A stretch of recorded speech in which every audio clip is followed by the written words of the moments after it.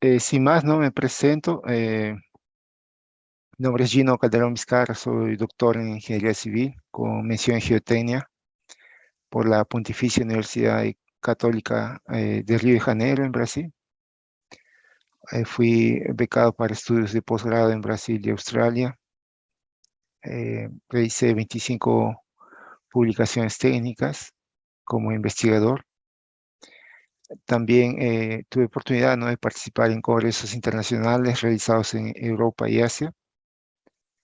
En 2010 y 2011 tuve eh, recibí dos premios, ¿no?, en Brasil por mis investigaciones y también tuve el agrado, ¿no?, de ser docente en la Universidad Católica San Pablo en Arequipa y poseo más de 15 años de experiencia profesional en proyectos civiles, mineros y hidroenergía en Perú, Brasil y Angola, ¿no? También fui ingeniero geotécnico en Minas Cerro Verde en Perú y actualmente estoy en Brasil trabajando también como ingeniero geotécnico en compañía minera Vale, responsable de ingeniería y proyectos de presas y botaderos. No, este diplomado tiene algunos requisitos, ¿no? Está dirigido tanto a estudiantes y profesionales que desean actualizar, profundizar o ampliar sus conocimientos en este campo. Deben haber concluido los cursos de matemática, física y geología, ¿no? Aquí resalto, ¿no?, que tanto estudiantes y profesionales, ¿no? Estudiantes se tomará los principios básicos de mecánica de suelos, ¿no? Es necesario haber concluido los cursos de matemática, física y geología. Si no ha llevado el curso de mecánica de suelos antes, también va a ser útil porque vamos a tocar desde los temas más básicos, fundamentales, y también para profesionales que ya hayan concluido, ¿no?, los cursos de mecánica de suelos, también va a servir como un reciclaje, ¿no?, actualizar los conocimientos, profundizar algunos temas, de tal manera que sea útil para su desenvolvimiento profesional.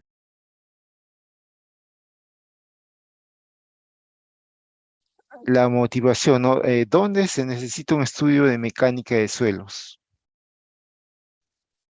Eh, Todos conocemos, ¿no?, de la ciudad de Dubái, hemos escuchado hablar, famosa, ¿no?, por sus grandes rascacielos. Se encuentra el edificio más alto del mundo, ¿no?, con una altura mayor de 800 metros.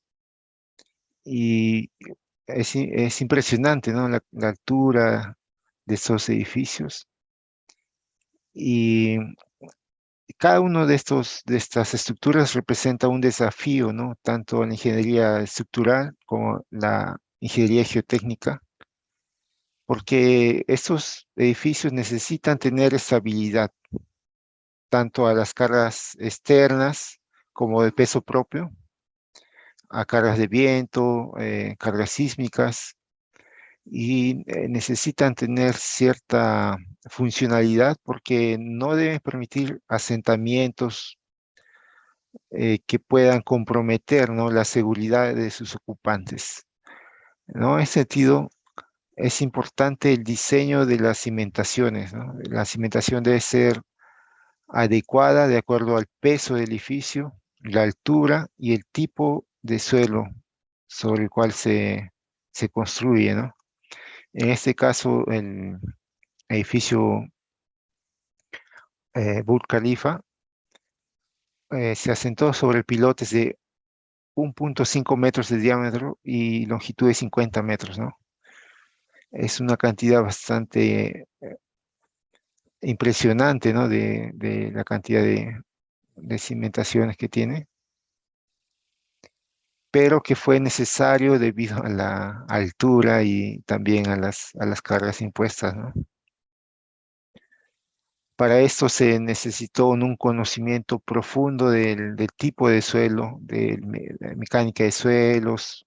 Se necesitaron realizar bastantes ensayos laboratorio, campo, investigación geotécnica para tomar las decisiones adecuadas. Otro ejemplo es la isla artificial en Dubái, la isla Palmera, en el cual también se tuvo que estudiar, ¿no?, la composición del fondo marino, la cantidad de material que debe eh, incluirse en el relleno, el tipo de suelo que debe colocarse, no, y la técnica, ¿no? Las técnicas de compactación, etcétera, para evitar problemas de liquefacción, problemas de asentamiento y también problemas de erosión, ¿no? Entonces el diseño de ingeniería también fue complejo en este caso. Otro aspecto son las centrales hidroeléctricas, en el caso de Brasil, por ejemplo, son estructuras bastante importantes que deben permitir el almacenamiento seguro del agua, ¿no? Imaginen que hay una ruptura en esta presa, la cantidad de agua que va a percorrer aguas abajo y la cantidad de daño que va a producir. No puede haber error tanto en la ingeniería como en la construcción. Y esto implica, ¿no?, un conocimiento profundo de los materiales, de la fundación y de la mecánica de suelo, ¿no? Otro ejemplo más es el viaducto Millau, que es el puente más alto del mundo, ¿no? Las cimentaciones que deben diseñarse para permitir que este puente no tenga asentamientos diferenciales, que pueda soportar las cargas de viento, de sismo, etcétera. Cualquier asentamiento diferencial puede comprometer, ¿no?, el tablero, toda la superestructura, ¿no? Tal vez asentamientos de centímetros pueden dañar la estructura que existe. Entonces también implica, ¿no?, un conocimiento profundo de mecánica de suelos. Y también, aunque parezca inimaginable, en las misiones espaciales también se usa los conocimientos de mecánica de suelos para calcular, ¿no?, si la estación espacial o tantos vehículos van a sufrir daños, o si la capacidad de soporte del suelo es suficiente. Es otro tipo de materiales, es otra gravedad, son factores que aumentan la complejidad de esos proyectos, ¿no? Más que tuvieron que tenerse en cuenta, ¿no?, al momento de planear las misiones.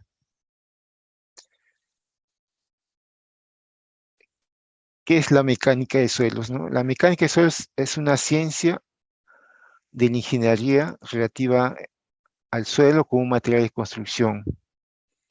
Es una ciencia relativamente joven cuya física general y principios de mecánica fueron establecidos y comprendidos entre las décadas de 1930 y 1960. La mecánica de suelo fundamentalmente trata de la acción en el interior del suelo, esto es, la reacción del suelo a influencias externas, descritas por las leyes de la mecánica hidráulica. Tradicionalmente, los problemas geotécnicos son divididos en tres principales áreas, ¿no? Tres. Los problemas de estabilidad, que tienen que ver con la resistencia, de deformación, que tienen que ver con la rigidez del suelo, y problemas de flujo, como la permeabilidad del suelo a líquidos y gases, ¿no? Entonces, estas tres áreas son abordadas por la mecánica del suelo, ¿no? La estabilidad, ¿no? Por ejemplo, un ejemplo práctico sería el caso de un talud de corte para una carretera, ¿no? Por ejemplo, tenemos los vehículos, ¿no?, que van a transitar y tenemos que calcular, ¿no?, y diseñar el talud de corte. ¿Cuál es el ángulo seguro? ¿Cuánto es el ángulo seguro? Que no va a tener problemas de estabilidad, ¿no? Para eso tenemos que conocer la resistencia del suelo, ¿no? Si este corte es con un ángulo alto o bajo, depende del tipo de suelo, ¿no? Si es un suelo competente, de buena resistencia, será un ángulo alto, entonces habrá menos volumen de corte, la obra será más económica, ¿no? Pero por el contrario, si la resistencia es baja, el ángulo también debe ser bajo. Y esto implica mayores volúmenes, mayor costo de la obra, ¿no? Entonces, por eso es importante conocer la propiedad del material y también conocer la mecánica de suelos, porque al final esto nos va a permitir proyectar y construir infraestructuras más seguras y también más económicas, ¿no? El segundo ítem es problemas de deformación que tienen que ver con la rigidez del suelo. Un ejemplo, por ejemplo, sería la construcción de un edificio de 5 pisos. Entonces, eh, debemos diseñar una cimentación tanto que no permita la falla por resistencia del suelo, como también que no permita deformaciones o desplazamientos excesivos, ¿no? Asentamientos excesivos. Porque imagine, ¿no? Que aquí en esta cimentación se hunda, se asiente unos 5 centímetros. Si esto se asienta, entonces este edificio va a quedar inclinado, ¿no? Va a quedar en un ángulo. Y al inclinarse va a comprometer, ¿no? La funcionalidad, ¿no? Porque ¿quién va a querer vivir en un edificio que esté inclinado, ¿no? Por ejemplo. Sería prácticamente eh, inviable, ¿no? ¿Por qué puede después ocasionar una falla, una ruptura, etcétera, ¿no? O un puente también, ¿no? Imagine que tienes un puente y que un pilar se asiente excesivamente y cree un recalque diferencial. Entonces, este asentamiento diferencial va a producir daños en el tablero, ¿no? En la superestructura. Puede ocasionar rajaduras, ¿no? En la estructura y que comprometan la integridad, ¿no? Del tablero. Entonces, por eso es importante conocer la rigidez del suelo, cuán rígido es. Y el tercer problema son los problemas de flujo, ¿no? Que tienen que ver con la permeabilidad. Por ejemplo, tenemos el caso de una represa, ¿no? Un depósito, una presa de 50 metros. Entonces tenemos que diseñar, ¿no? Los ángulos del relleno, por ejemplo, el tipo de material que tiene que ver. Entonces, acá se diseña la sección de la presa. Cuánto tiene que tener de ancho, aquí, el talud, ¿no? Si es 2 para 1, 3 para 1. Entonces, esto, al definir las propiedades geométricas de la presa, eso influye directamente en el volumen e influye en el costo de la presa. Entonces, la presa se diseña para contener el agua. O sea, el agua no puede pasar, ¿no? Eh, no se puede infiltrar por aquí y salir agua por aquí, sino que tiene que tener cierta pérdida de carga que impida el pasaje de esta agua contenida para aguas abajo, ¿no? Entonces aquí entra la permeabilidad del suelo, ¿no? Entonces es un problema de flujo. Entonces tienes que conocer la permeabilidad de ese material y también de la cimentación, ¿no? Para saber si esas dimensiones geométricas están de acuerdo para permitir que contener este volumen de agua, ¿no? Entonces, estos tres problemas son los que aborda la mecánica de suelos principalmente, ¿no? Casos históricos donde hubo fallas. Aquí podemos presentar el caso de un complejo inmobiliario, ¿no? En China, Lotus Riverside. Ahí Si procura en Google las noticias, inclusive hay investigaciones científicas sobre esta ruptura. Es un complejo, ¿no?, habitacional. Eh, en la madrugada del 27 de junio de 2009, un edificio de 13 pisos y 626 departamentos que se encontraba en construcción colapsó. No, vean aquí el edificio colapsado.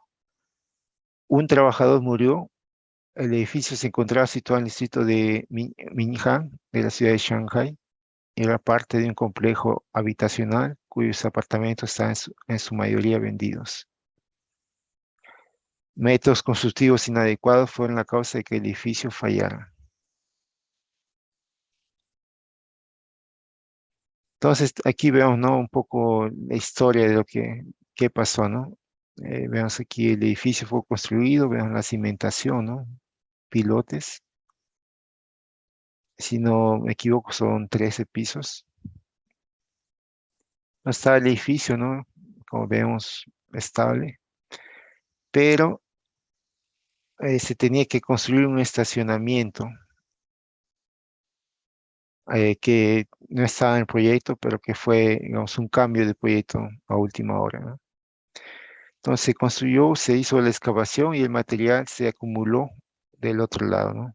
Aquí fue un depósito de material, ¿no? Temporal. Entonces quedó en este sentido, ¿no? Si ven, la geometría ya da cierta sensación de inestabilidad, ¿no? Y lo que pasó, ¿no? Hubieron en la época de lluvia, ¿no? Humedeció el suelo, que vamos aquí, infiltró. Y aquí también el depósito. Entonces infiltró el agua, el suelo, al estar con sus vacíos llenos de agua, genera una disminución de la resistencia del suelo. Y comenzó aquí a tener ciertos desplazamientos laterales. El suelo comenzó a desplazarse. Y aquí también hubo aparentemente algunas rupturas de, ¿no?, descalzamiento de la fundación. Entonces el edificio comenzó a desplazarse, ¿no? Como vemos aquí hay un peso también. Entonces genera un peso y aquí hay una falta de apoyo. Entonces genera una fuerza en este sentido, ¿no? Una fuerza lateral. Y esto hace que estos pilotes tengan mayores solicitaciones de carga y finalmente ocurrió la falla, ¿no? Así tuvo una falla prácticamente tipo dominó, ¿no? La estructura quedó intacta, solamente falló la cimentación, ¿no? Entonces las causas, ¿no? Que se concluyó que se estaba excavando en el lado sur, una profundidad de 4 o 6 metros.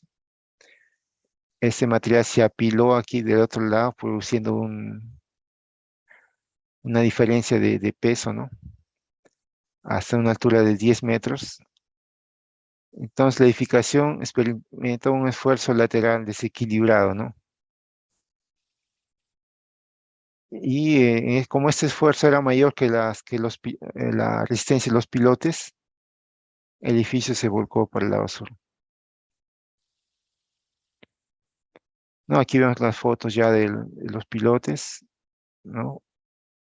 La falla, ¿no? Prácticamente el edificio tuvo un buen diseño estructural, más no tuvo un buen diseño geotécnico. El diseño geotécnico no fue adecuado, como también las decisiones durante la construcción no fueran las más apropiadas, ¿no? Parece que no hubo un buen asesoramiento de un profesional de mecánica de suelos, o tal vez no hubo, no se toman las decisiones y no, sin mayor análisis. También otro factor fueron que estas cimentaciones, ¿no? Como vemos aquí, los pilotes tenían un vacío en su interior. En China se utilizó mucho esta técnica, eh, más no era la más apropiada también de hacer unos pilotes eh, con vacío, ¿no? Ahí surgen las preguntas, ¿no? ¿Y cuánto cree usted que costó el diseño y la construcción de este edificio? No, ahí hablamos de millones, ¿no? Construir un edificio de 13 pisos. Tanto el diseño como también la construcción, ¿no? Son obras costosas. Por ejemplo, ¿no? ¿Qué fallas pudieran provocar este accidente, ¿no?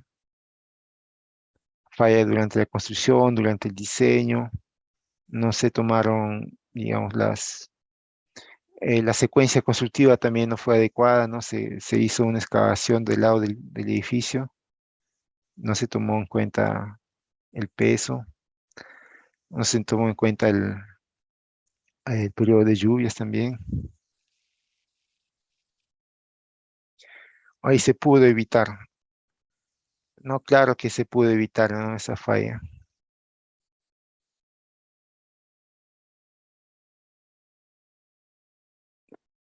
Eh, Volviendo aquí, se pudo evitar, pero es un costo, ¿no? Es un costo altísimo por no tener un profesional o no tomar las decisiones considerando la mecánica de suelo, ¿no?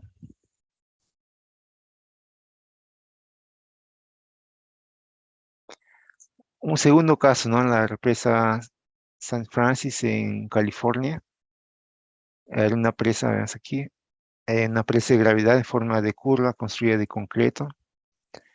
Su longitud fue de aproximadamente 200 metros y altura de 56 metros, ¿no? El volumen de concreto aproximadamente 100.000 metros cúbicos, ¿no? Es una cantidad considerable, ¿no? 100.000 metros cúbicos. Si calculamos el precio de metro cúbico, eh, también son varios millones, ¿no? El propósito era crear un gran depósito de almacenamiento y regulación para la ciudad de Los Ángeles, ¿no? Un depósito para abastecimiento de agua para el consumo.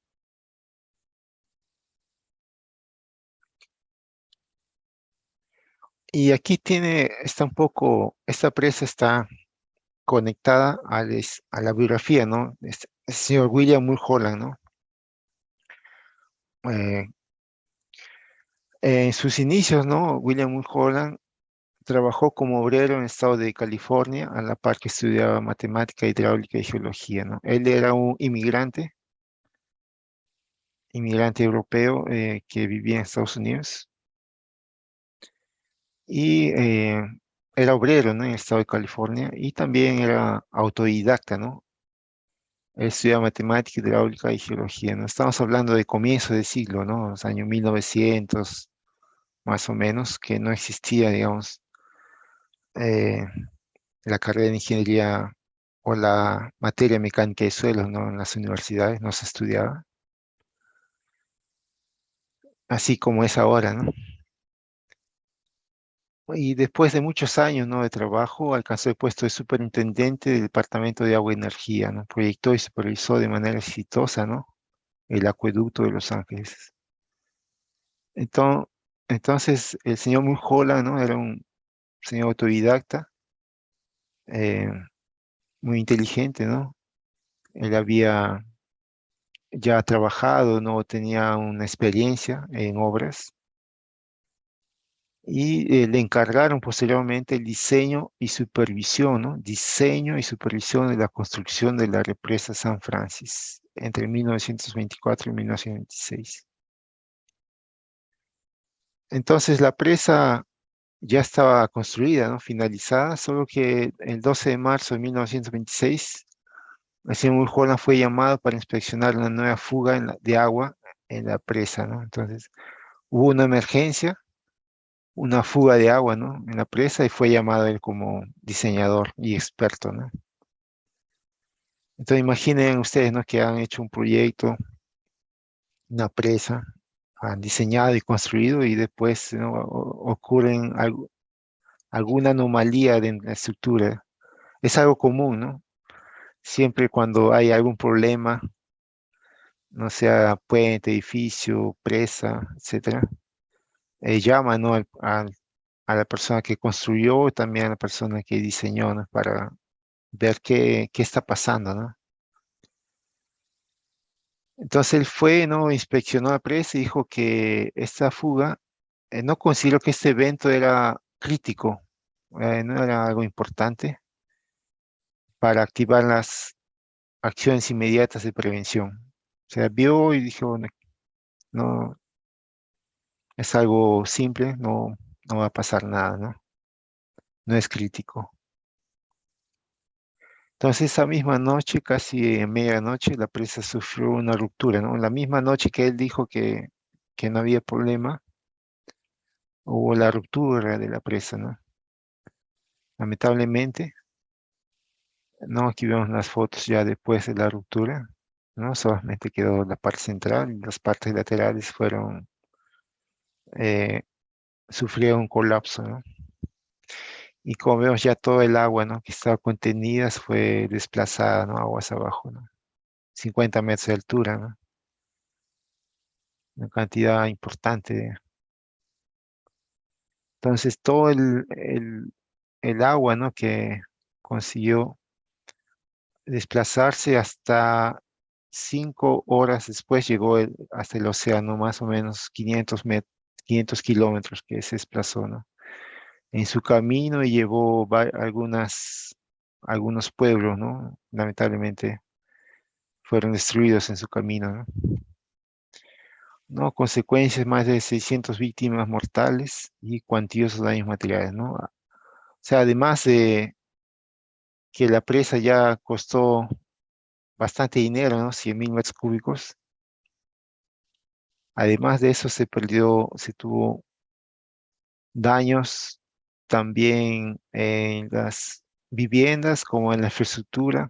Entonces el costo fue aún mayor, además, ¿no? De las víctimas, que tanto que fallecieron como que perdieron sus viviendas, ¿no?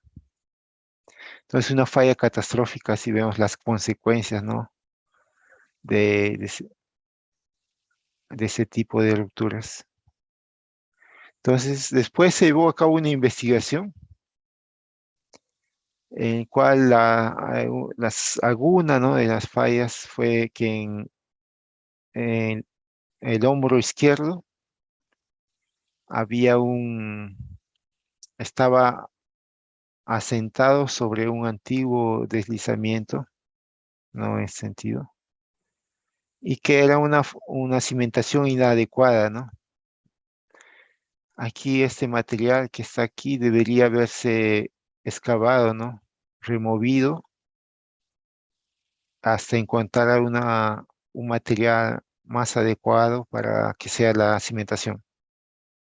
Entonces no hubo eso, ¿no? Sino simplemente se construyó encima, ¿no? Se construyó encima de un antiguo deslizamiento.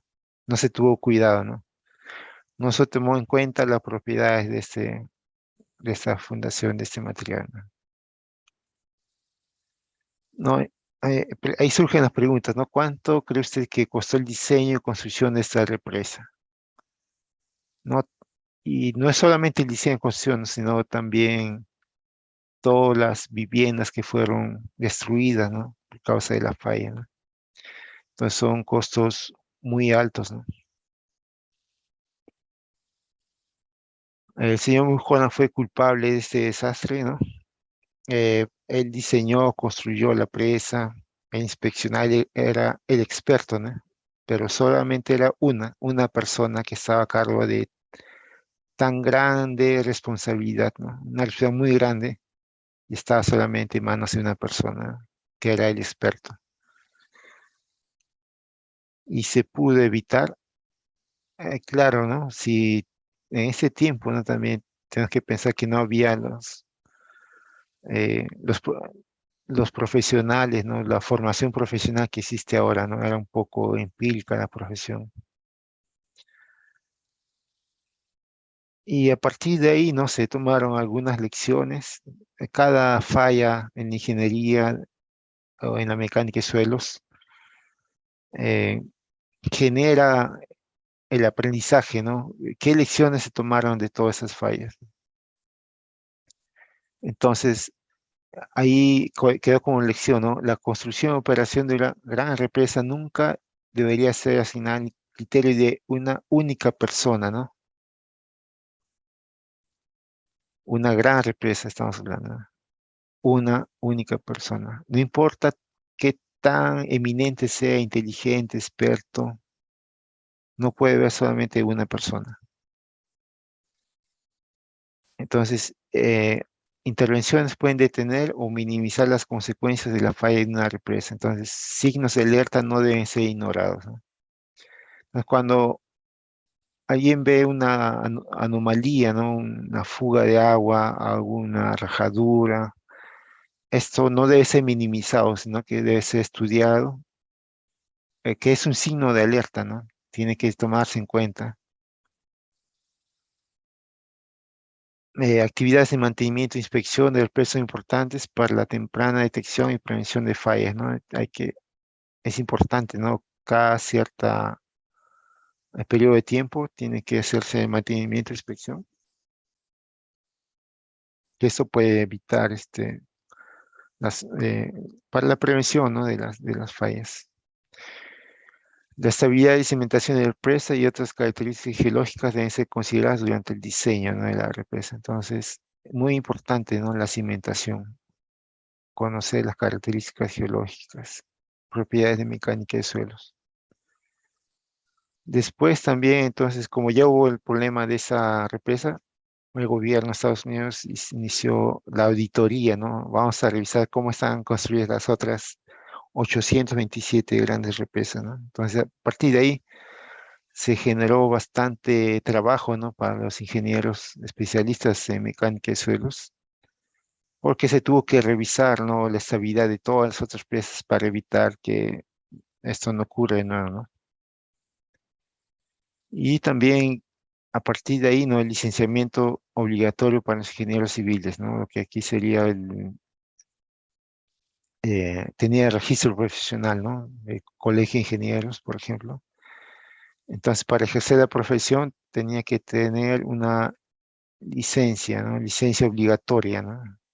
Una formación, no podía ser una persona sin formación que sea empírica, ¿no?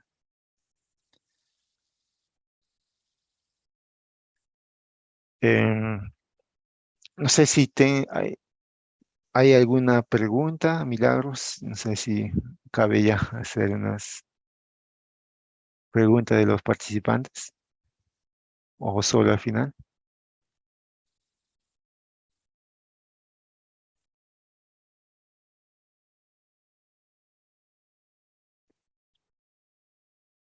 Bien, en el curso, ¿no? Vamos a tener también, además de la parte teórica, la aplicación de software, ¿no? En este caso de Rock Science Slide 2 para estabilidad de taludes y Microsoft Excel para hacer algunas planillas, ¿no? Por cálculo de asentamientos, cómo se procesan los estados de ensayos de triaxiales, ensayos de consolidación, por ejemplo, ensayos de granulometría.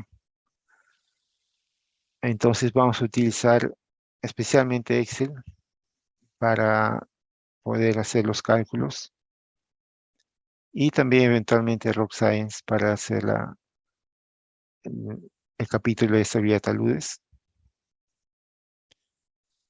Sobre el contenido del módulo, ¿no? Está dividido en 8 módulos. El primero tiene que ver con las propiedades físicas de los suelos, ¿no? Sistema de clasificación y compactación. Esta es la parte básica, ¿no? Todo el mundo comienza por aquí. Vas a tratar desde los temas más simples hasta temas más complejos. Propiedades hidráulicas y de flujo de agua en suelos,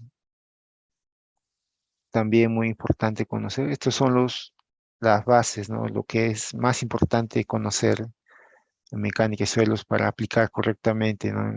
En los diseños, en las obras. compresibilidad de los suelos también, tercer módulo, resistencia al esfuerzo cortante. 5, investigación geotécnica del terreno, ¿no? Sobre los ensayos de campo, ensayos de laboratorio que tenemos que realizar. Estabilidad de taludes y métodos de estabilización, esto es un módulo más aplicativo, como también diseño de cimentaciones, ¿no? Y al final tendremos el proyecto de tesina, también que cada alumno va a revisar con mi asesoría.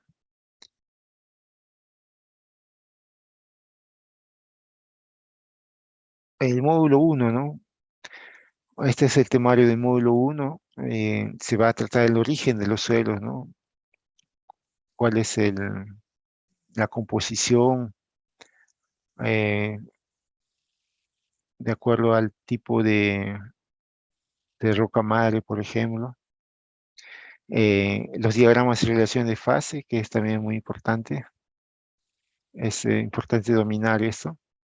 Índices de consistencia, cartoplasticidad de casa grande, granulometría, sistema de clasificación de suelos, ¿no? El sistema SUX, también es ampliamente conocido. Compactación de suelos es un tema más práctico. Mecanismo de compactación, teoría de ensayo productor estándar modificado, parámetros ópticos de compactación, factores que afectan a la compactación, cómo se realiza compactación en campo y el control de compactación, ¿no? Que es el grado de compactación.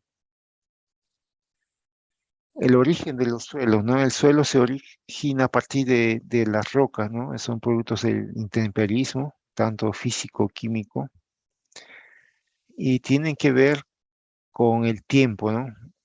Eh, el suelo fue hace miles de años, ¿no? Que el suelo que vemos ahora fue alguna vez una roca, ¿no? Que producto, ¿no? De la actividad de agentes como el clima, actividad orgánica, relieve y el tiempo, sufrió modificaciones y se convirtió en suelo, ¿no?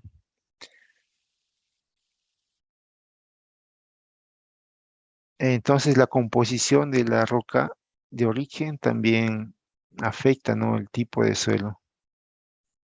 Tiene que ver con el tipo de suelo, ¿no? Dentro de esto, ¿no? Tenemos el estado del suelo, ¿no? Diagramas de relación de fases, tenemos el suelo está compuesto de partículas, ¿no? Sólidas, de granos, minerales, y que tienen dentro de su composición algunos vacíos, ¿no? Estos vacíos pueden estar llenos de aire, en el caso de suelo seco, en el suelo, la parte sólida y la parte gaseosa, ¿no? Si estos vacíos están llenos, parcialmente llenos con agua, ya sería un suelo no saturado o parcialmente saturado, ¿no? Entonces aquí tiene la fase líquida, la fase sólida y la fase gaseosa, ¿no? Son de 3 fases. Y si los vacíos están completamente llenos de agua, sería el suelo saturado, ¿no? Que es solamente líquido y sólido.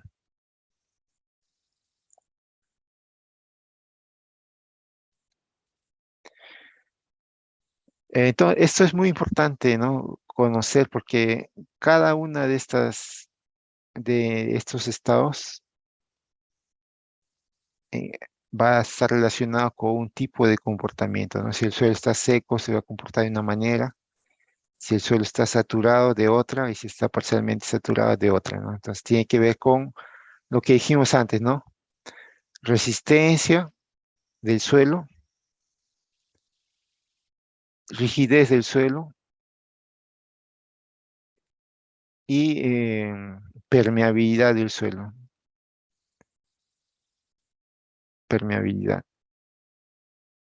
Entonces, cada uno de estos 3 estados de suelo va a tener una propiedad de resistencia, rigidez y permeabilidad diferentes, características.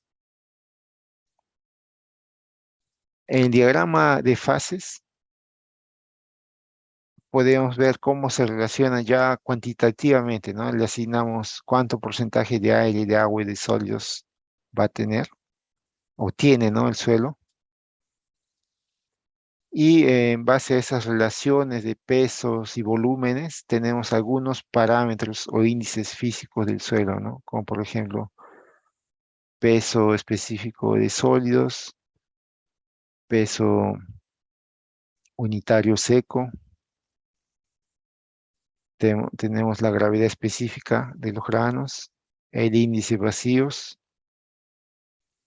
la porosidad del suelo, grado de saturación del suelo y un contenido de humedad del suelo. Entonces, cada uno de estos índices está relacionado con los volúmenes o los pesos, o sea, de las relaciones entre las diferentes fases del suelo.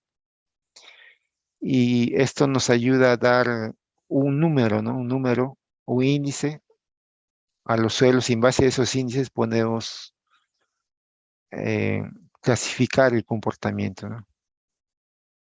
O entender el comportamiento, ¿no? Son ayudas para entender el comportamiento del suelo.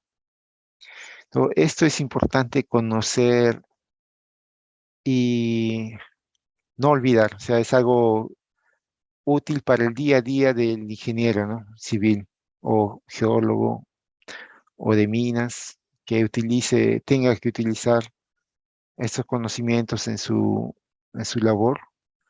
Asimismo, para entender, ¿no? Los informes de mecánica de suelos, informes de ingeniería, de estudios geotécnicos, tanto de minería, obras civiles, carreteras, etcétera. En todos los informes técnicos de mecánica de suelos se mencionan estos índices físicos, ¿no? Del suelo, índice vacío, porosidad, grado de saturación.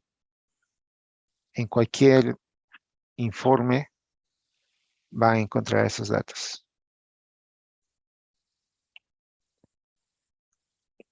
Otro asunto importante son los índices de consistencia, especialmente para suelos finos, ¿no? Arcillas o limos,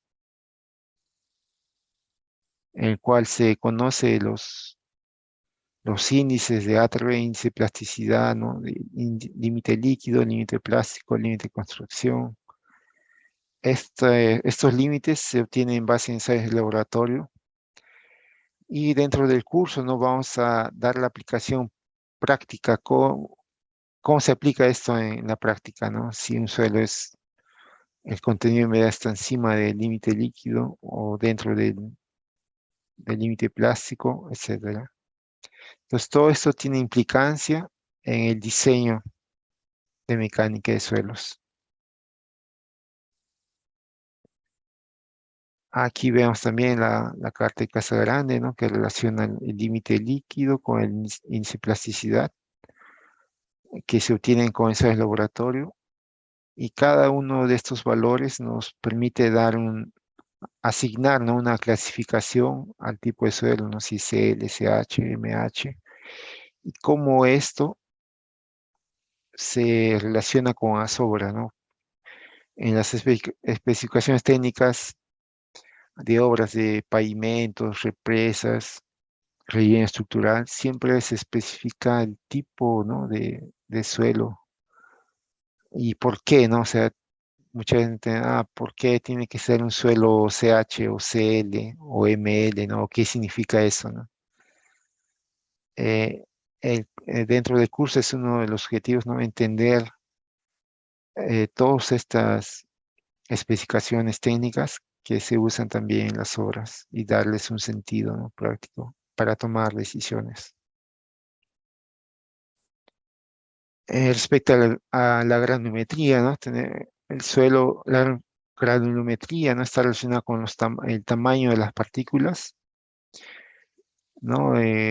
Partículas mayores, ¿no? Se identifican como grava. Después tenemos el tamaño de arena, tamaño de limo y el tamaño de arcilla, que es invisible al ojo humano, ¿no? no se puede ver los granos de arcilla. También vamos a tocar tema de curva gravimétrica, ¿no? Cómo se construye en base a los ensayos de laboratorio y también qué significa, ¿no? Coeficiente de curvatura, cuál es el percentil de 60, de 30, de 10, coeficiente de uniformidad, coeficiente de curvatura. Esto al principio puede ser complicado, tal vez lo hayan llevado, ¿no? En la universidad con curso, pero muy probablemente también ya hayan olvidado de cómo se calcula. Es bastante simple y vamos a tocar esos temas para recordar y también aplicarlo dentro de nuestro desarrollo profesional, ¿no? Eh, Porque esto también está relacionado al comportamiento de suelos.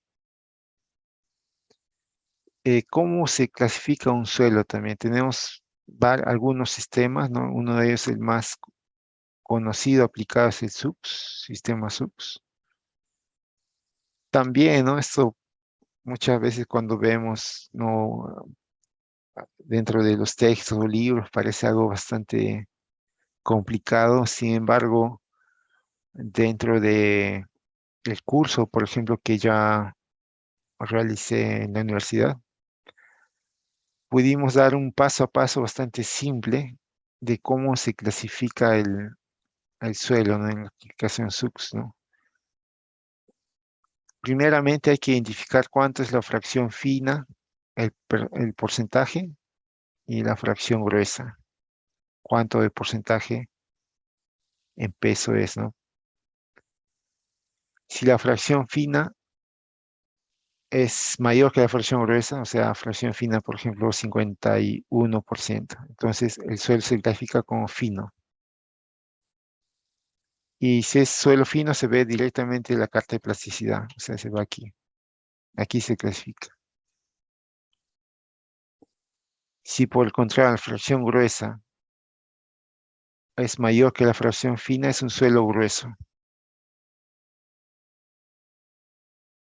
Si es un suelo grueso, tenemos que ver porcentaje de arena versus porcentaje de grava.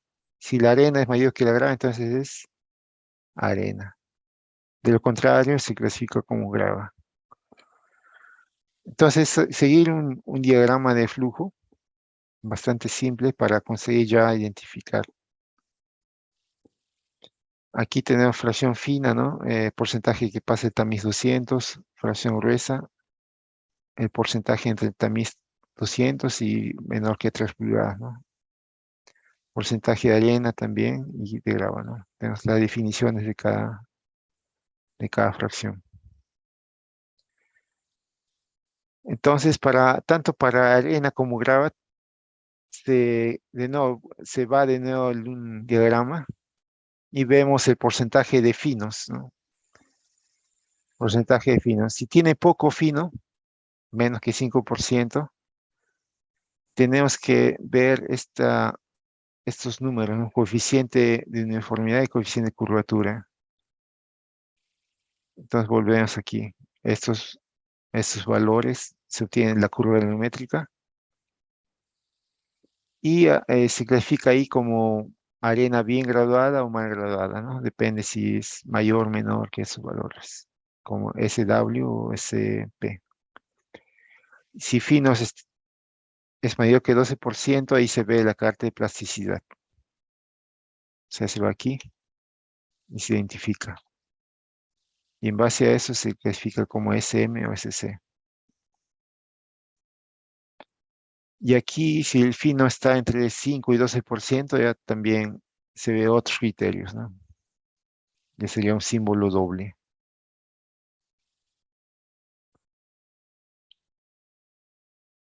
¿Y por qué se clasifica de esta manera, ¿no? Como SW, SP, SM, SC? Porque cada tipo de suelo tiene una aplicación en ingeniería, ¿no? Por ejemplo, un GW, que es una grava bien graduada. Si vemos aquí estas tres cruces, es un desempeño sobresaliente. Entonces, este GW se aplica en mantos de presa, terraplenes, erosión de canales, ¿no? Si es un OH o CH, ya vemos que es un suelo inaceptable, ¿no? Inaceptable en fundaciones. Desempeño bajo, B. Bajo, muy bajo. Entonces, no podemos utilizar este CH. Por ejemplo, ML también, inaceptable en pavimentos. Aquí núcleos de presa, por ejemplo, GC. Entonces, cada tipo de suelo tiene una aplicación en ingeniería o también un criterio para ser rechazado, ¿no? Respecto a compactación de suelos, ¿no? Tenemos el ensayo de Proctor. Es un ensayo bastante simple. Tenemos aquí el equipo, ¿no? El equipo de Proctor. Y consiste en aplicar, ¿no? Capas en molde y aplicarle golpes, ¿no? 25, 56 según método de ensayo. Estos golpes deben ser aplicados en todo el área, girando el martillo, y debe ser aplicado en caída libre, ¿no? Suelta el martillo, de igual manera se debe completar las capas restantes, ¿no? Vemos factores que afectan la compactación, ¿no? La energía de compactación. En caso de proto modificado, proto estándar, eh, para el proto modificado, ¿no? Se utiliza un peso mayor. Y también vamos a ver cómo estos factores influyen en la compactación. El control de compactación en arena, ¿no? Cómo se realiza este ensayo en campo. Tiene algunos criterios también.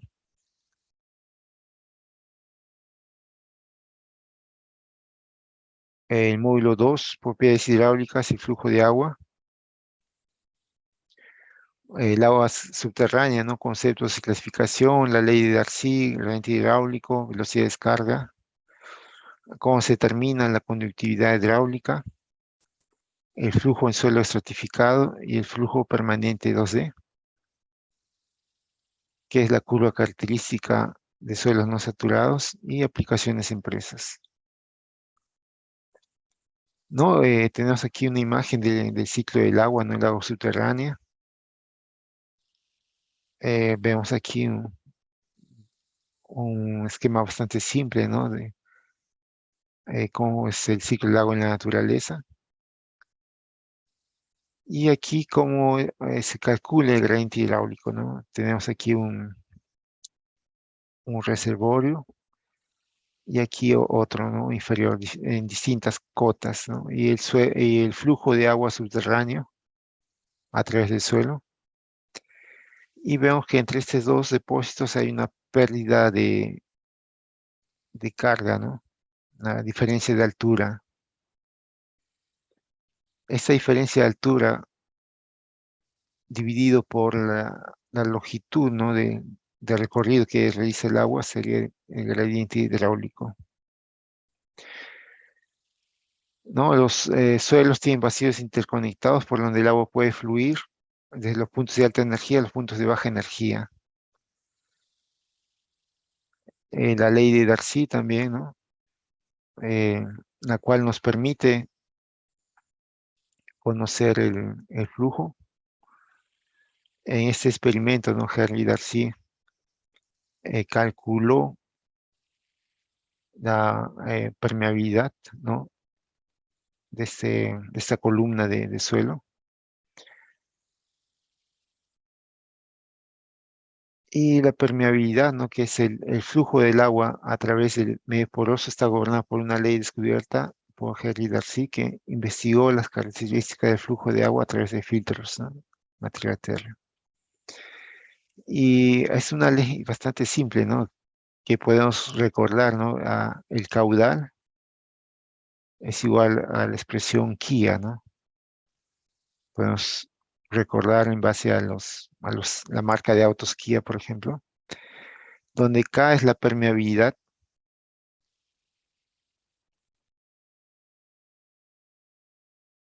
I es el gradiente hidráulico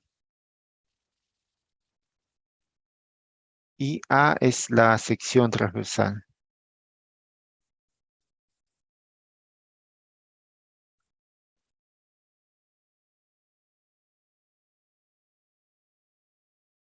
La sección, ¿no? Entonces podemos calcular el caudal, ¿no? En base a conociendo la permeabilidad, el gradiente y la sección. Por ejemplo, en el flujo de agua a través de una presa, podemos, así de manera simplista, ¿no? Tener una idea del caudal, ¿no? Tomando cuál es la permeabilidad del suelo, cuánto es el gradiente hidráulico y la sección, ¿no? Cuánto es esta sección. Entonces ya da una idea bastante, una estimación gruesa de lo que sería el caudal, ¿no? Solamente por dar un ejemplo simplificando el problema, ¿no? Entonces, ¿qué es K? K es el coeficiente de permeabilidad o de conductividad hidráulica. Es un valor que cuantifica la mayor o menor facilidad con que el agua fluye a través del suelo, estando sujeto a un gradiente hidráulico, ¿no? El K es función de las propiedades del suelo, ¿no? Entonces, cada suelo tiene un coeficiente de permeabilidad y debe ser calculado a través de ensayos, ¿no? ¿Cómo se determina ese coeficiente de permeabilidad, no? Ahí podemos agrupar los métodos en tres áreas, ¿no? Ensayos in situ, ensayos de campo, ensayos de laboratorio y correlaciones empíricas, ¿no? Utilizando ecuaciones. Entonces, dentro de correlaciones empíricas está la de Hallen-Hasse, ¿no? Que utiliza la curva granumétrica. Es menos confiable, ¿no? O sea, debe ser utilizado con cierto cuidado, solamente en proyectos preliminares. También tenemos ensayos de laboratorio, ¿no? Que son mediante el permeámetro de carga constante y carga variable, ¿no? Que es un poco más confiable que utilizar una correlación. Y también tenemos los ensayos in situ, que es el método más confiable, que son ensayos ya de campo, que se utilizan para hallar el coeficiente de permeabilidad. Lógicamente, estos ensayos son los más caros, sin embargo, son los más apropiados para las obras, ¿no?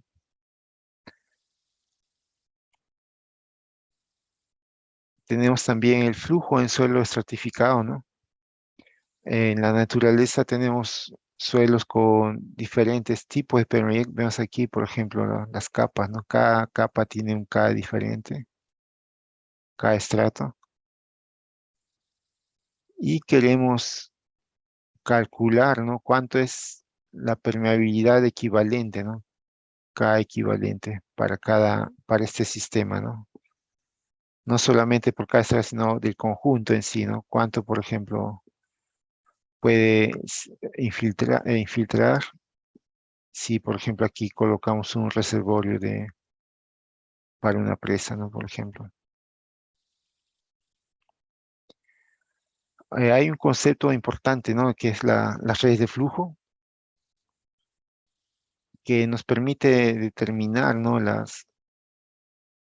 Em, las pérdidas de carga dentro de la fundación, por ejemplo, del suelo. Aquí vemos un perfil también en planta, ¿no? Es un concepto importante. Otro concepto es la curva característica de suelos no saturados, ¿no? Los suelos en la naturaleza no siempre están saturados.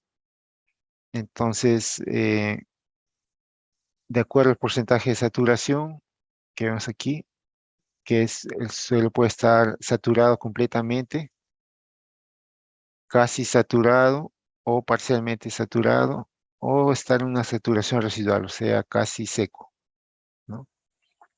Entonces aquí está saturado en este caso con 1 y aquí está con una saturación residual. Entonces, cada estado de este suelo está relacionado con una succión. Y esta succión determina también la resistencia, la rigidez del suelo, la permeabilidad.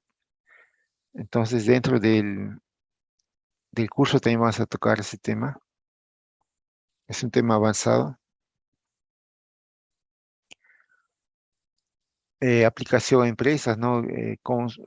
Cómo toda esta teoría se aplica en diseño de empresa, por ejemplo, para la cual vamos a utilizar el software Rock Science, en el cual vamos a calcular la posición, ¿no?, de la línea freática, las pérdidas de carga, el- la cantidad de infiltración, etcétera, y verificar si el diseño es adecuado o también realizar el diseño, ¿no?, geométrico de la presa.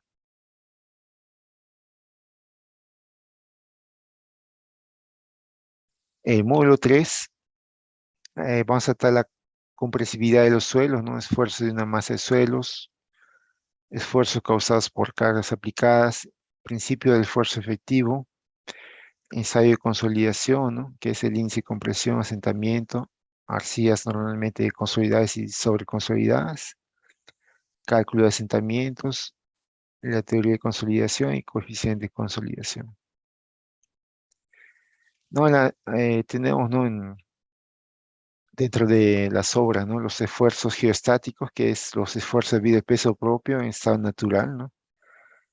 El suelo tiene, debido al peso propio, genera esfuerzos dentro de la masa del suelo, entonces en cada punto, ¿no?, del terreno a cierta profundidad hay un sigma, ¿no?, un esfuerzo vertical y esfuerzo horizontal. En la superficie no va a tener esfuerzo vertical desde cero, ¿no? Pero ya cuando proyectamos y construimos una estructura, va a tener una carga inducida por esa estructura, un edificio, por ejemplo, ¿no? Si ya construimos un edificio encima, entonces todo este estado de esfuerzos del suelo va a cambiar. ¿Y cómo cambia? Eso es el incógnita, ¿no?, que debemos responder.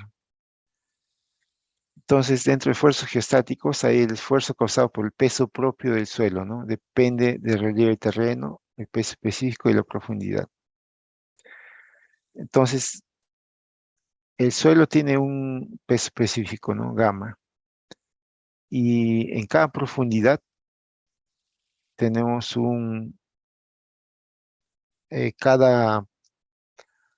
cada posición del suelo, en cada posición del suelo hay un esfuerzo vertical diferente que depende de la profundidad. Entonces, si tenemos dada cierta profundidad de la masa del suelo y conocemos el peso específico, podemos calcular el esfuerzo vertical. En este caso es esfuerzo vertical gamma por altura, o sea, por profundidad. Entonces, por ejemplo, si el suelo tiene un peso específico de 16 kilonewton metro cúbico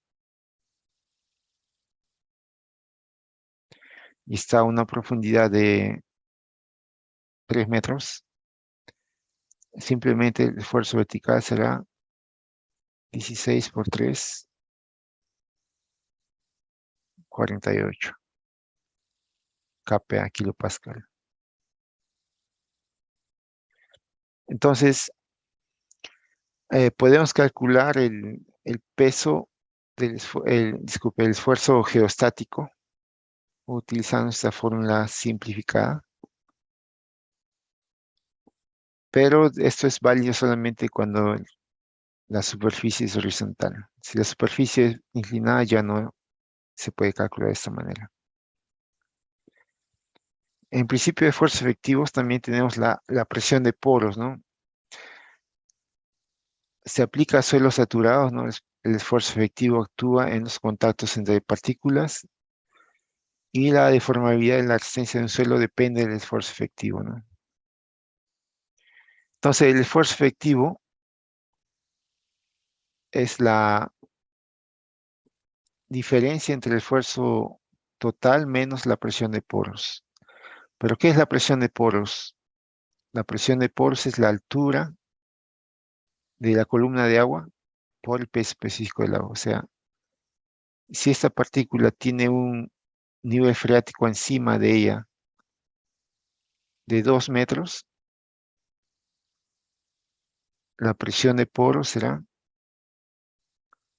los 2 metros por el peso específico del agua, que es 10 kilonewton, aproximadamente 10 kilonewton metro cúbico. O sea, presión de poros 20 kilopascal.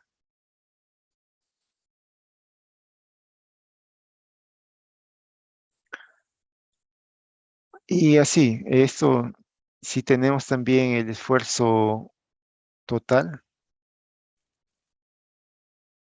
por ejemplo, tenemos esta partícula está en 4 metros de profundidad, entonces el esfuerzo total será 4 por el peso específico del suelo en media, ¿no? 5 si la que está saturada o no saturada, 4 por 16, por ejemplo, y será 64 kilopascal. El esfuerzo efectivo será aproximadamente 64 menos 20, 44 kilopascal.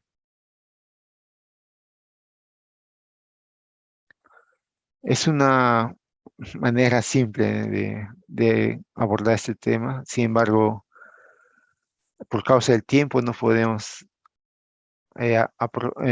profundizar, ¿no? en este asunto. Es simplemente para tener una idea, ¿no?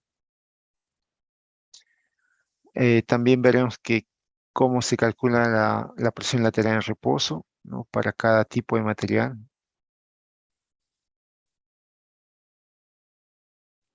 Y algo muy importante, ¿no? El diagrama de esfuerzos, ¿no? Los diagramas de esfuerzos tanto vertical, esfuerzo total, presión de poros y esfuerzo efectivo, ¿no? Estos diagramas se utilizan mucho en diseño, por ejemplo, de muros, de contención, en estructuras de enterradas, etcétera.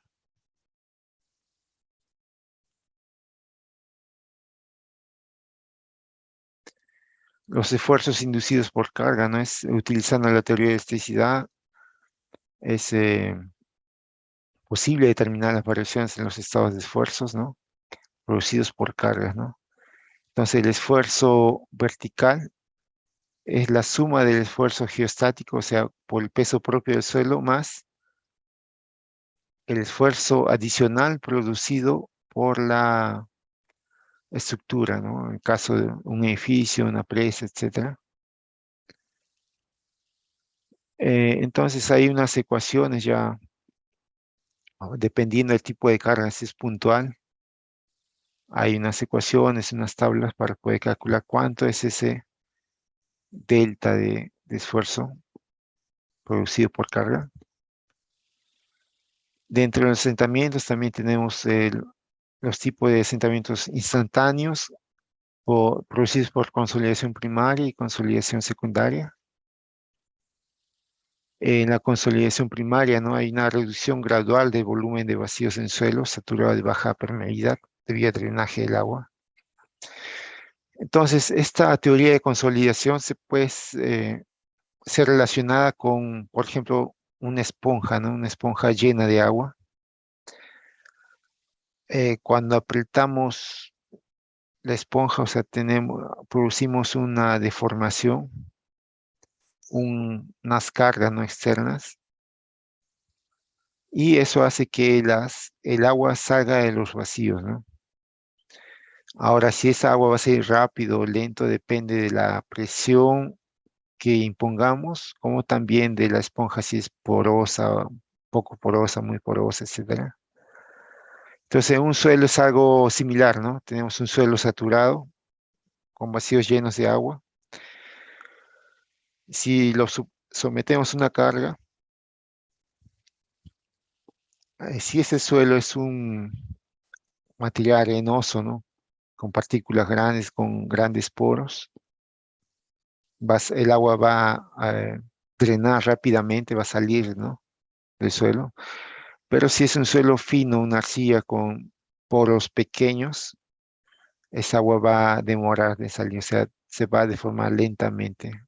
En cuanto va saliendo el agua de los poros, en determinado tiempo va, va recién a deformarse, ¿no? Entonces, es una explicación simple de lo que sería la consolidación primaria. No, y dentro de esta consolidación se utiliza mucho el coeficiente de consolidación, ¿no? Se ve cómo se calcula, ¿no? En base al ensayo de consolidación, se tienen las curvas y hay ciertas fórmulas y técnicas para calcular sus coeficientes.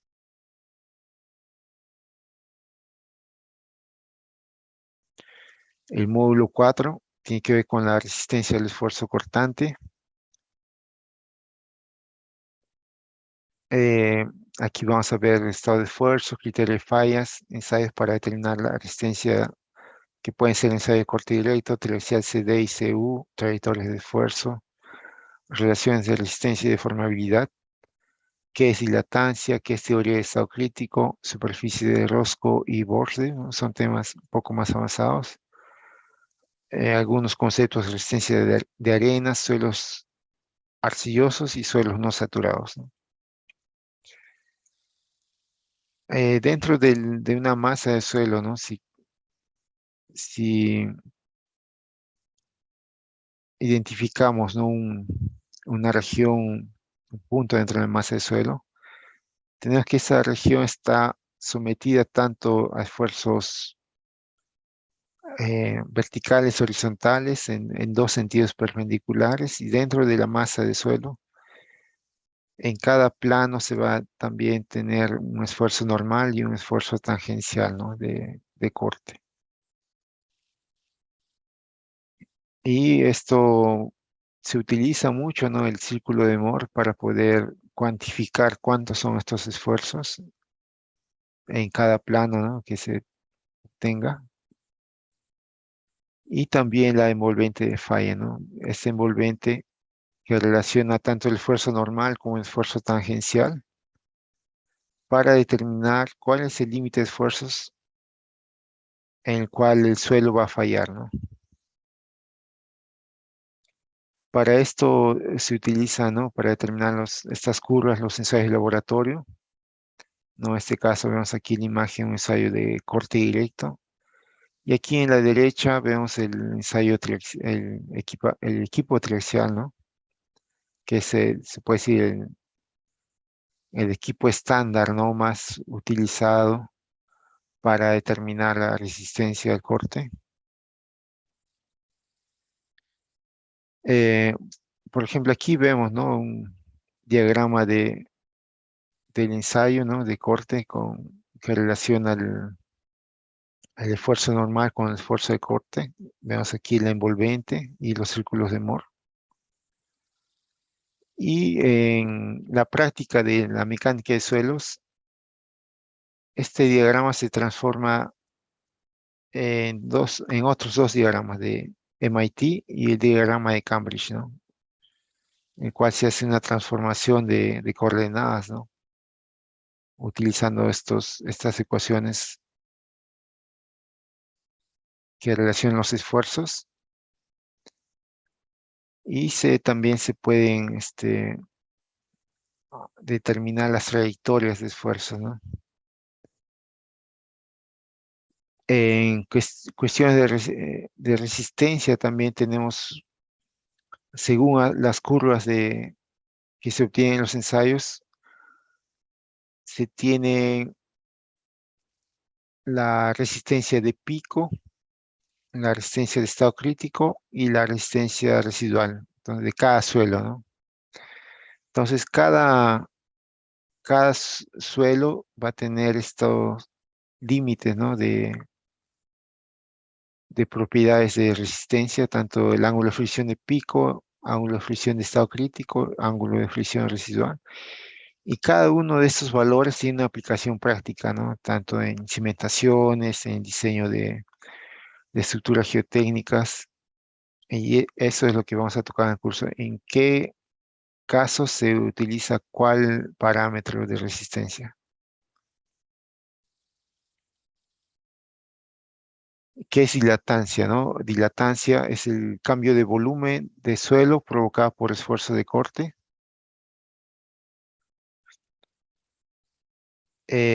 Si vemos, ¿no? Aquí, un diagrama de las partículas de suelo sometidas a esfuerzos de corte. Estos esfuerzos de corte van a hacer, ¿no? Desplazar los granos y van a permitir la formación de unos vacíos, ¿no? Mayores que los que estaban originalmente. A este fenómeno se denomina dilatancia. No hay un aumento de volumen, ¿no? Aquí hay algo, es un tema más complejo, que es la línea de estado crítico en el espacio QP. Actualmente, ¿no? La determinación de línea de estado crítico es clave, ¿no? Para entender ciertos fenómenos como la liquefacción de suelos, que se utiliza mucho en minería, por ejemplo. Y en el curso también vamos a aprender cómo se determina esta línea de estado crítico en base a los ensayos de laboratorio.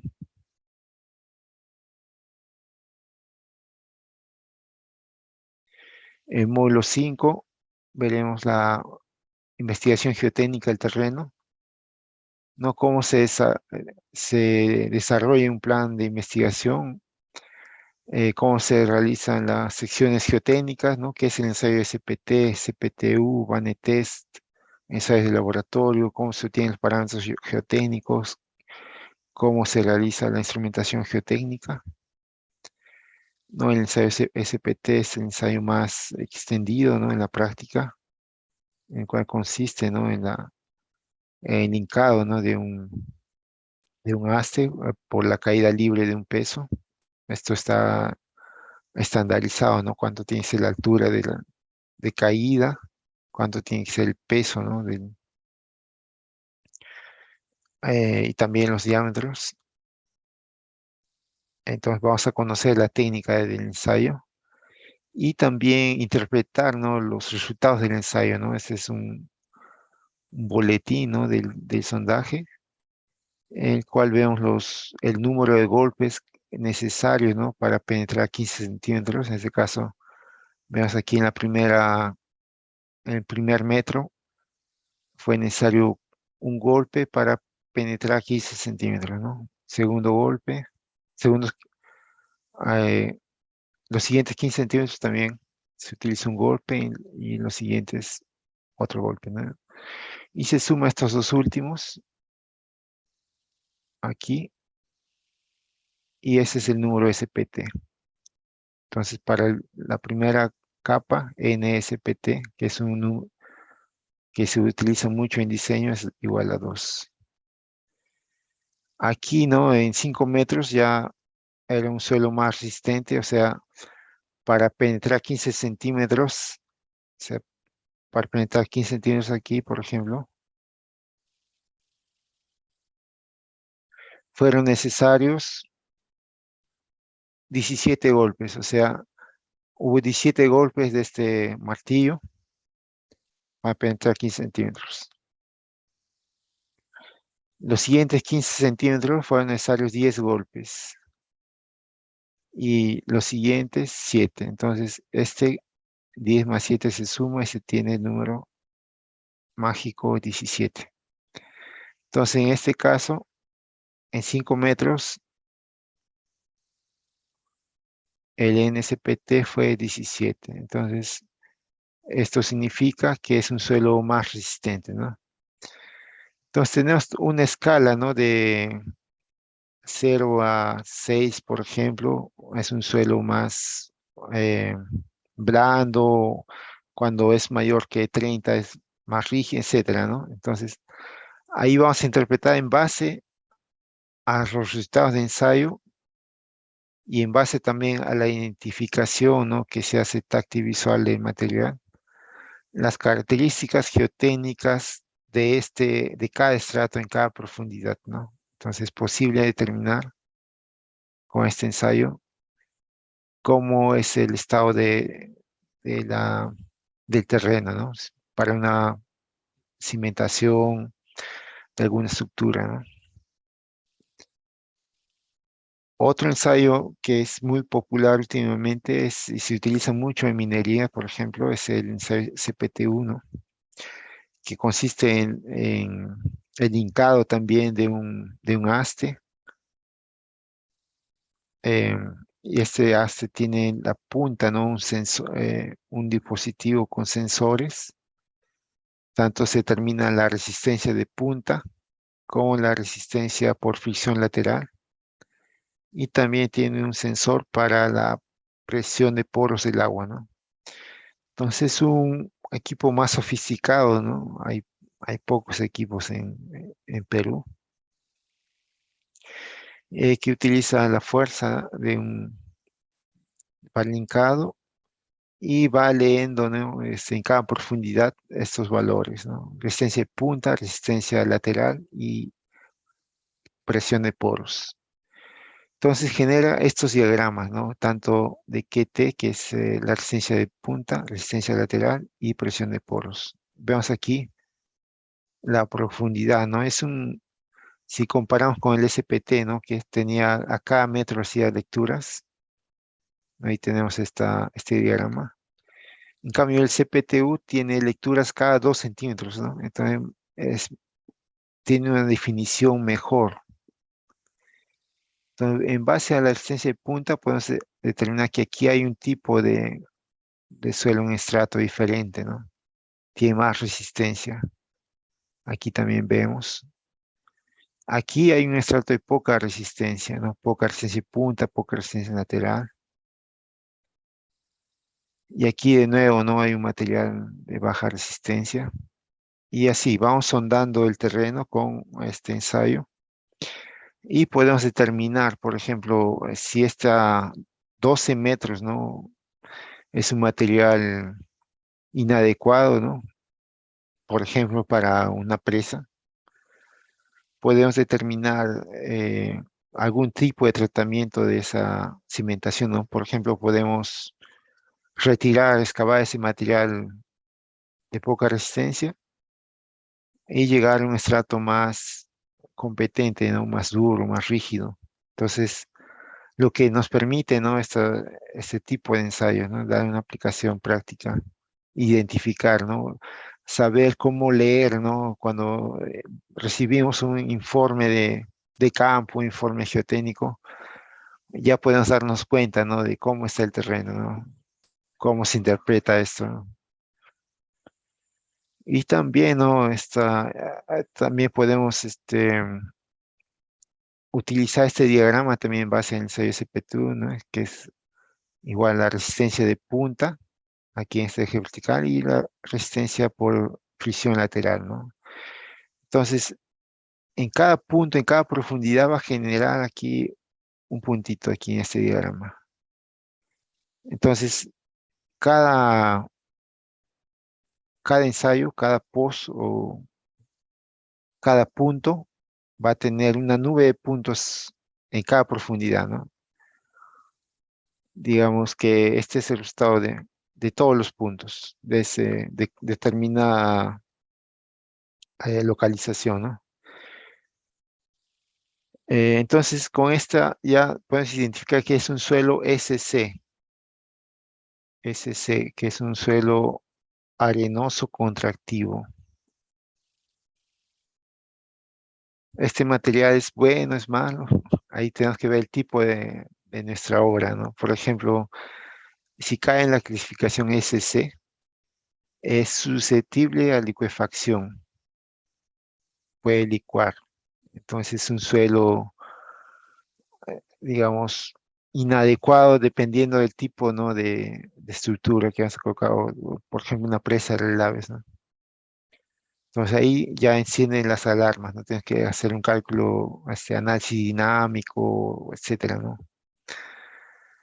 Análisis más sofisticados. Y si por el contrario tenemos la nube de puntos, no cae por aquí, que es un suelo SD, Sun-like, más es dilatante, o sea, es más rígido. Ahí ya podemos dejar de preocuparnos, ¿no? Con la liquefacción, ¿no? Es un suelo adecuado o material adecuado, ¿no? En caso de relaves. Si cae por aquí, en esta región, es un CCS, ¿no? Es un K-like, o sea, es un suelo fino, contractivo y sensitivo encima, ¿no? O peor, ¿no? Peor escenario. Ahí tienes que tener cuidado, tal vez, alguna medida, ¿no? De refuerzo de la estructura, etcétera. Y también, ¿no? Podemos calcular la resistencia no drenada de material, ¿no? Es algo un poco más complejo. Vamos a tocar esos temas también dentro del curso. Vamos a ver cómo se ejecuta el ensayo, ¿no? En campo. Hay diferentes tipos de equipos, ¿no? En este caso es un equipamiento Pagani pequeño, ¿no? Alcanza 20, 30 metros de profundidad. También vamos a ver instrumentación geotécnica, ¿no? Para cómo se hace el monitoreo, ¿no? De la salud de la estructura, ¿no? Por ejemplo, si está funcionando bien, si está dentro del comportamiento, ¿no? De la napa freática está dentro de lo esperado, si hay alguna señal de alerta, hay algún desplazamiento de cuidado, etcétera. Debemos saber qué tipo de instrumentos instalar para conocer el desempeño, ¿no? De la estructura, dónde tienen que ser colocados y cuántos tienen que ser colocados, ¿no? Entonces, es importante tener esa noción.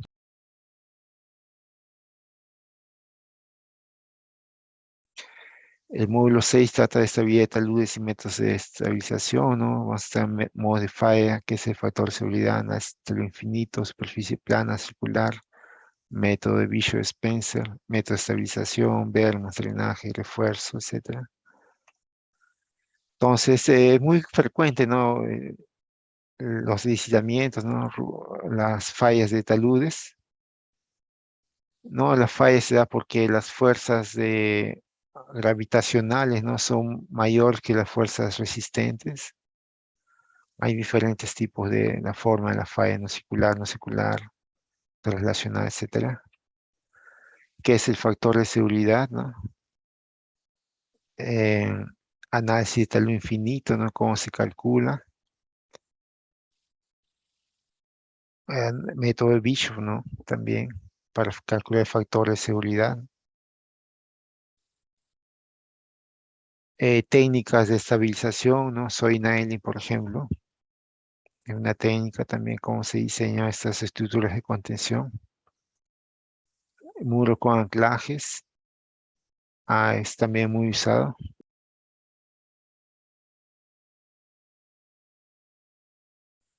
Módulo 7, diseño de cimentaciones, capacidad portante, asentamientos, ensayo de placa, capacidad de cargar pilotes y pilotes cargados lateralmente. Vamos a repasar la teoría, ¿no? Capacidad portante Terzaghi, importante de conocer. También las ecuaciones, ¿no? De capacidad portante en base a los parámetros del suelo, ¿no? C, ángulo de fricción, etcétera. Los tipos de asentamiento, ¿no? Un asentamiento uniforme, puede haber asentamientos diferenciales también.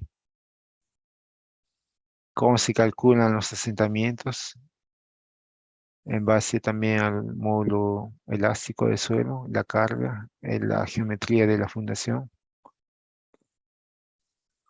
Construcción de pilotes también, el tema de pilotes.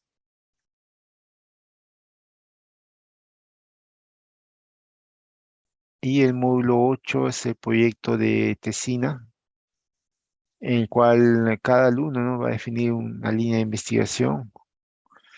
Se va a hacer una asesoría, ¿no? Y también acompañamiento del desarrollo de Tesina. la revisión de las tesinas, ¿no? Y opcionalmente, ¿no? Si es de interés, ¿no? Del alumno, una publicación en revista o congreso.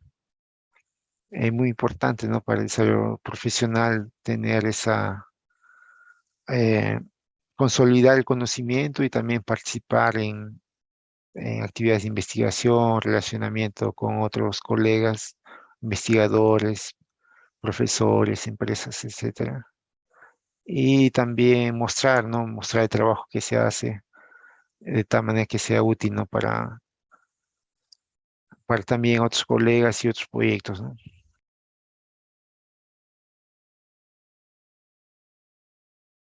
Bueno, comentarios finales, ¿no? Además, ¿no? De lo que se toca en un curso universitario de mecánica de suelos, se tratará algunos temas adicionales y que son muy importantes ahora, como es la mecánica de suelos en estado crítico y mecánica de suelos no saturados, que son más eh, curso de posgrado, ¿no? El diplomado de inicio tratará temas teóricos fundamentales, ¿no? Es importante dominar el fundamento, ¿no? Antes de pasar a problemas prácticos, tenemos que dominar totalmente los fundamentos de mecánica de suelos, ¿no?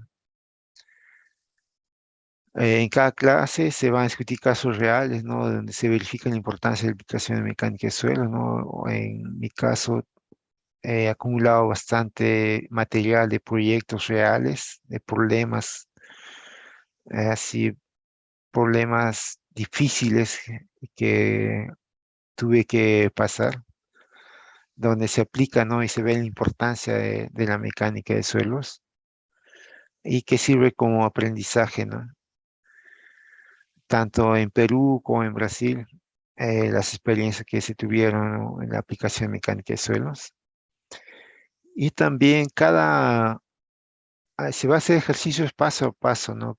Para que tenga aplicación, ¿no? Porque no vale la pena solo dar teoría y que el alumno no lo pueda aplicar, ¿no? Él mismo hacer el cálculo, hacer interpretar los diagramas, interpretar los ensayos.